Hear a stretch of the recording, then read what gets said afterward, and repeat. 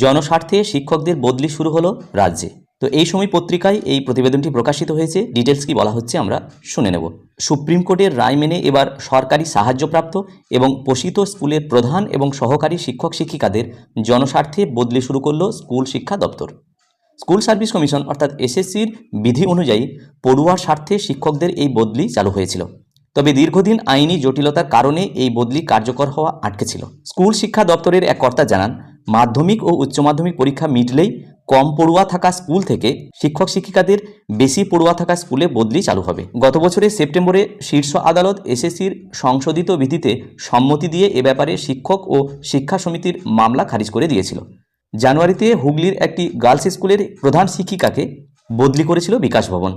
মধ্যশিক্ষা পর্ষদ প্রয়োজনীয় বদলির অর্ডারও ইস্যু করেছিল, কিন্তু তিনি আপত্তি জানিয়ে কলকাতা হাইকোর্টের দ্বারস্থ হয়েছিলেন। আদালত তার আবেদন খারিজ করে দিয়েছে। প্রসঙ্গত, রাজ্যের বিভিন্ন স্কুলে পড়ুয়া অনুপাতে শিক্ষক শিক্ষিকার হার বজায় রাখতে স্কুল শিক্ষা দপ্তর সমীক্ষা করছে।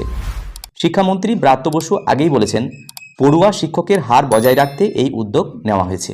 যাই হোক, এই সময় পত্রিকার এই প্রতিবেদনটি আমি হুবহু এই ভিডিওর মাধ্যমে শেয়ার করার চেষ্টা করলাম। ভিডিওটি সকলকে দেখার জন্য ধন্যবাদ। সকলে ভালো থাকুন, সুস্থ থাকুন।